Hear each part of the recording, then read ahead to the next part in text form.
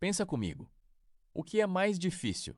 Criar um mercado do absoluto zero, mudando a forma como a humanidade se move, ou passar mais de uma década queimando bilhões de dólares dos investidores para provar que o seu negócio não é só uma ONG de transporte por aplicativo? Se você pensou na segunda opção, bem-vindo ao fascinante, caótico e resiliente mundo da Lyft. Se a Uber é o império romano dos apps de mobilidade, a Lyft é aquela resistência que se recusa a morrer, operando exclusivamente nos Estados Unidos e no Canadá. Mas aqui é onde a história fica interessante. Por anos, o mercado olhou para a Lyft e pensou: beleza, vocês têm um app bonito, motoristas simpáticos e uma cor rosa chamativa. Mas cadê o lucro? A empresa virou sinônimo daquela era do dinheiro fácil no Vale do Silício, onde dar prejuízo era considerado descolado, desde que você estivesse crescendo. Só que o dinheiro fácil acabou. Os juros subiram e a Lyft teve que escolher entre aprender a ganhar dinheiro de verdade ou virar estatística. Hoje nós vamos fazer um raio-x cirúrgico na Lyft. Vamos entender como ela sobreviveu à quase extinção, o que os números recentes escondem e se ela é uma oportunidade incompreendida ou apenas uma armadilha corporativa, muito bem pintada de rosa. Antes de abrirmos o capô desse motor, aquele aviso paroquial, mas fundamental. Este vídeo é puramente educacional e analítico. Eu não estou aqui para dizer onde você deve colocar o seu suado dinheiro. Não é recomendação de compra ou de venda. O meu papel é te dar as ferramentas e os fatos. A decisão final no home broker é sempre sua. Combina? Então aperta o cinto. Deixe o seu like para ajudar o algoritmo a entender que conteúdo de finanças de verdade não precisa ser chato e vamos para o jogo. Para entender a Lyft, você precisa esquecer a Uber. Mas como assim? Se elas fazem a mesma coisa? Aí é que está o pulo do gato. A Uber se transformou em uma gigantesca empresa de logística global. Eles entregam de comida a compras de supermercado, levam passageiros em Londres, Tóquio e São Paulo e ainda tem uma divisão de frete pesado. A Lyft não. A Lyft olhou para tudo isso e disse: nós somos focados. Eles operam estritamente na América do Norte e são focados quase que exclusivamente em transportar pessoas. É o puro ride-hailing. Aí você me pergunta, mas como uma engrenagem dessas funciona e bota dinheiro no caixa? Pensa na Lyft não como uma empresa de transporte, mas como uma gigantesca corretora de casamentos rápidos. De um lado, você tem o motorista com o carro e o tempo ocioso. Do outro, o passageiro atrasado para uma reunião de trabalho. A Lyft cobra uma taxa de corretagem, o famoso take rate, por juntar essas duas almas no trânsito caótico de Nova York ou Los Angeles. Esse modelo de negócios tem um nome bonito no mundo das startups: efeito de rede bilateral. Quanto mais motoristas na plataforma, menor o tempo de espera para o passageiro. Quanto menor o tempo de espera, mais passageiros usam o app. Quanto mais passageiros usam o app, mais dinheiro os motoristas ganham. É uma engrenagem perfeita quando funciona. Mas quando falta um dos lados, a balança desequilibra e a empresa precisa gastar rios de dinheiro em incentivos e bônus para atrair motoristas ou em cupons de desconto para atrair passageiros.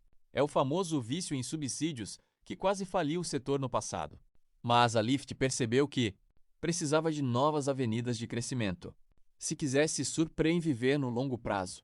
Eles não inventaram a entrega de comida, mas expandiram o ecossistema de outras formas bastante inteligentes. Primeiro, a Lyft Media.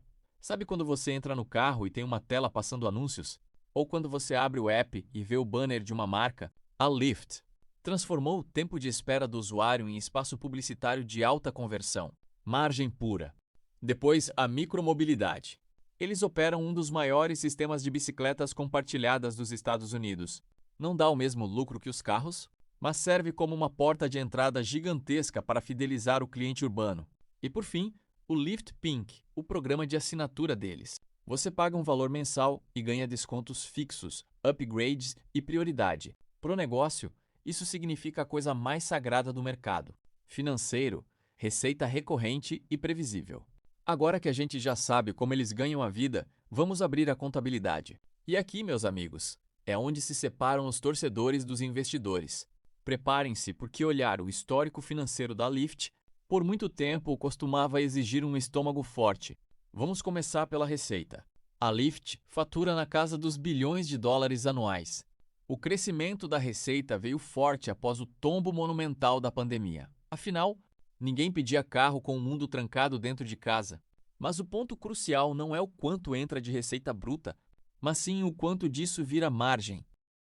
O grande drama da Lyft sempre foi o custo dos seguros e as provisões para processos judiciais. Nos Estados Unidos, se um motorista de aplicativo se envolve em um acidente, a conta jurídica é astronômica.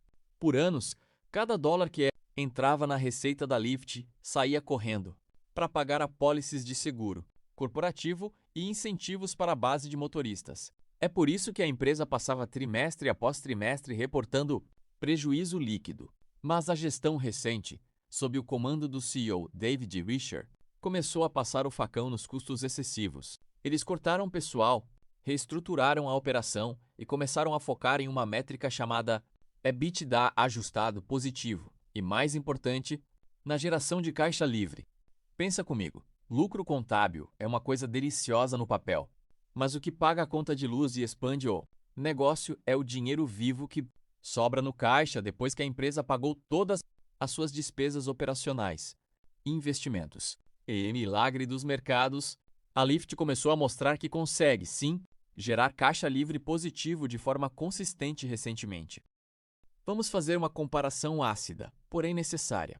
Se colocarmos a Lyft e a Uber lado a lado na esteira da eficiência, aquele atleta de alta performance que toma suplemento importado e tem escala global.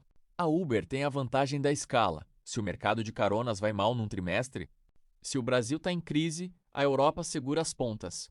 A Lyft é o corredor de bairro. Ela não tem para onde fugir. Se o custo do seguro automotivo subir de forma descontrolada na Califórnia, a margem da Lyft sangra imediatamente. A eficiência da Lyft melhorou muito. O take rate deles está mais saudável. Eles precisam ser muito mais ágeis e cirúrgicos que a Uber para extrair cada. Na teoria do investimento fundamentalista, chamado Economic Moat, o fossado econômico. Amanhã de manhã, se formos muito honestos, o fossado econômico da Lyft não é exatamente um oceano intransponível cheio de crocodilos. Está mais para uma poça d'água permanente. Por quê? Porque o custo de troca para o consumidor final é literalmente a distância de um clique no smartphone. Se você quer ir do ponto A ao ponto B, você abre o app da Lyft e olha o preço. Se no app ao lado estiver $2 mais barato e o tempo de espera for menor, você fecha o rosa e abre o preto. Não existe uma fidelidade cega à marca. Os motoristas fazem exatamente a mesma coisa. Muitos rodam com 2 celulares no painel, aceitando a corrida de quem pagar melhor naquele minuto. Estados Unidos. O que impede que qualquer e a sua marca. A Lyft conseguiu se posicionar mais amigável, mais humana e focada na comunidade, o que gera uma simpatia institucional e parcerias corporativas sólidas. Mas e o outro lado da moeda? Quais são as ameaças que tiram o sono dos diretores da Lyft? Primeiro, o risco regulatório. A eterna discussão judicial sobre se os motoristas são parceiros, classificados como funcionários formais com todos os benefícios trabalhistas.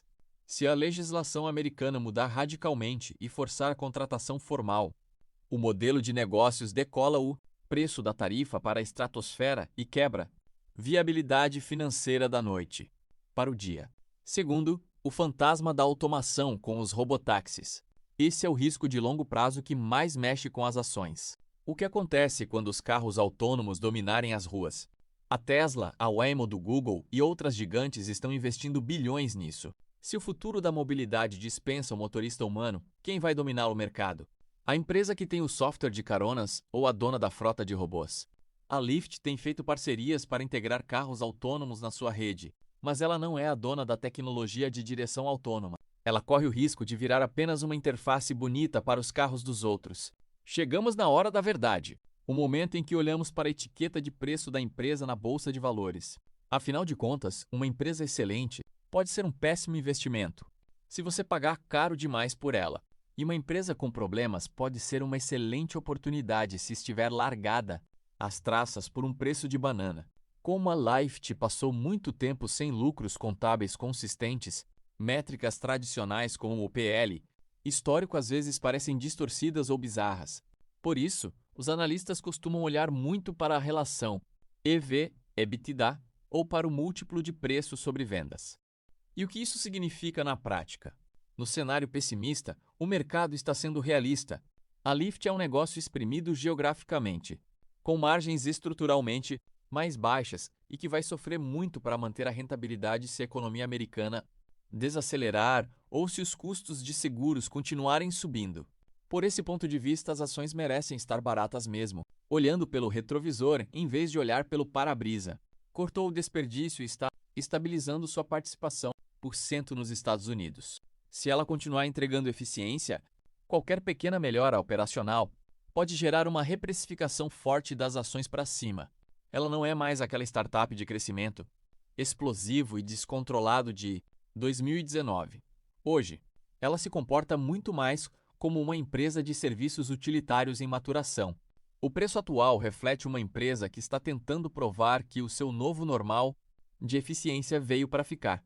O resumo da ópera é o seguinte: a Lyft deixou de ser uma máquina de queimar dinheiro dos fundos de venture, focado e surpreendentemente resiliente. Ela tem desafios gigantescos pela frente em relação à escala e ao futuro dos carros autônomos, mas provou que não vai ser apagada do mapa tão facilmente quanto os céticos previam.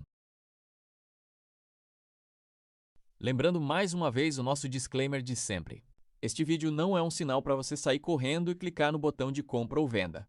Use esses dados, estude o setor, entenda o seu perfil de risco e veja se uma tese de reestruturação faz sentido na sua carteira de investimentos internacionais. Agora eu quero ouvir a sua opinião, porque a comunidade deste canal é o melhor termômetro do mercado. Deixa aqui nos comentários. Se você estivesse investindo em mobilidade americana hoje, você preferiria pagar mais caro pela segurança e diversificação global da Uber? Ou acha que o desconto atual da Lyft vale o risco pela tese de recuperação? Você acha que em 5 anos os carros autônomos engolem a Lyft ou ela ainda vai dominar as ruas de Nova York? Deixa o seu comentário aqui embaixo. Não esquece de verificar se a sua inscrição no canal está ativa e a gente se vê no próximo Raio X do Mercado. Valeu!